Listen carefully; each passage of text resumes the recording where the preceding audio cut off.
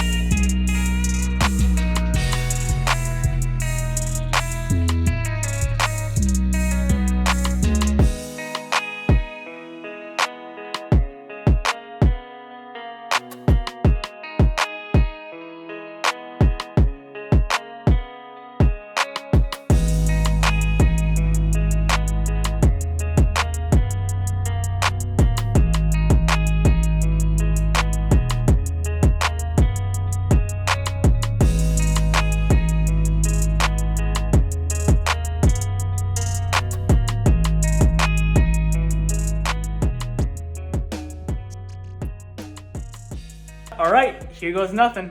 Full charge, key on, fuel pump.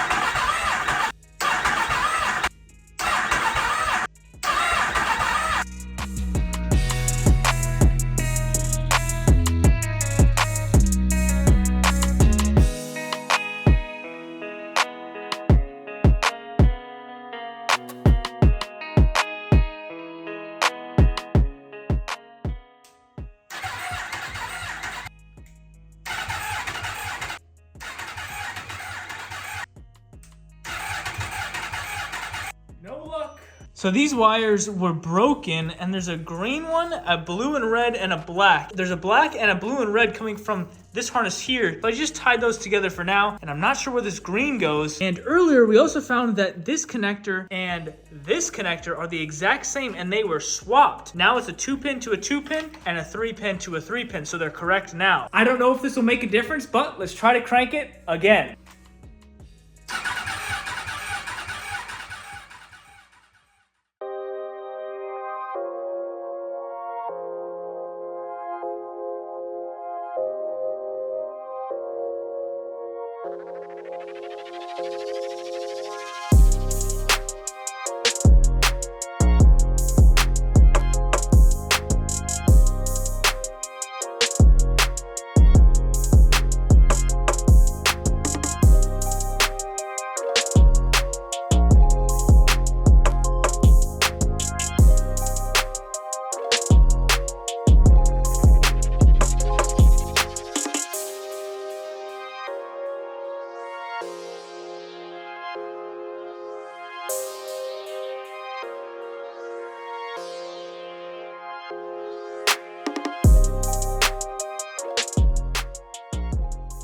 I was just about to tear into the airbox and pull those plugs and see if that's the issue, but I decided to crack into the wiring in the front, and there were a ton of connections that were just twisted together and taped over, and some of them weren't even connected anymore. Like this red wire has a chunk missing out of it. Then on our dash side, there were a bunch of connections also just twisted together, and some of them were not even connected anymore. So we're gonna fix all of these and then plug them in and see if it cranks.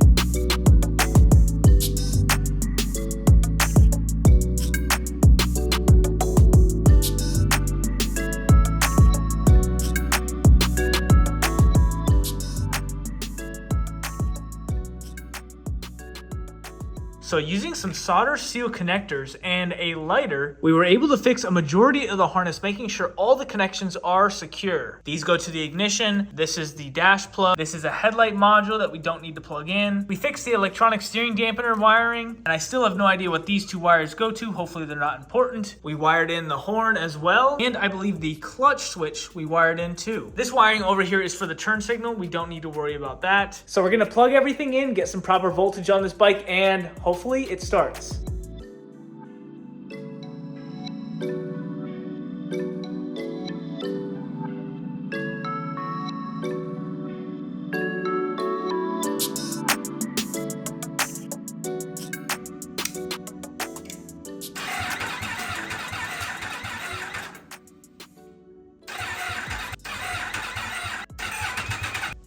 Still nothing.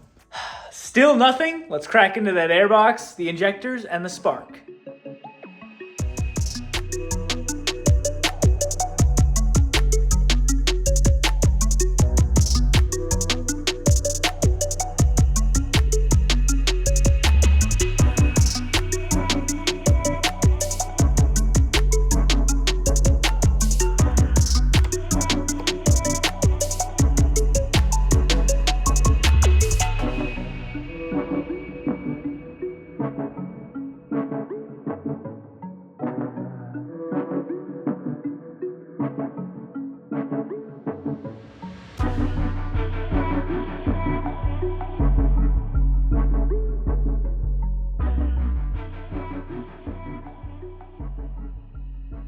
Well, this is an unexpected turn of events. This is unfortunate, but I will not be continuing on this bike because there is water in the motor. Like you saw from that, there's a ton of rust all over the valves, and I'm sure there's low compression on those cylinders. So from here on out, we did our best, but we won't be fixing the rest of this bike. This is unfortunate. It needs more work than we originally thought, but we're just gonna have to stop with where we're at. That is going to be all on this MT-10, guys. We will catch you in the next one.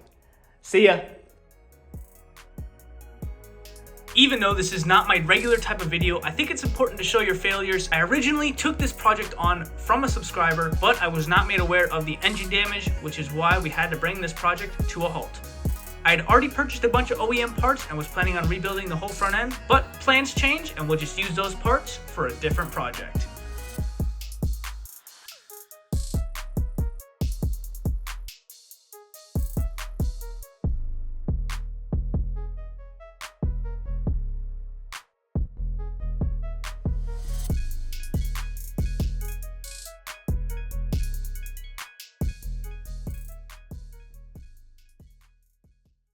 All right, bonus content time. We are getting ready to sell the RSV4. Just gave her a quick clean up, the wheels all clean, including that sweet dry carbon on the front.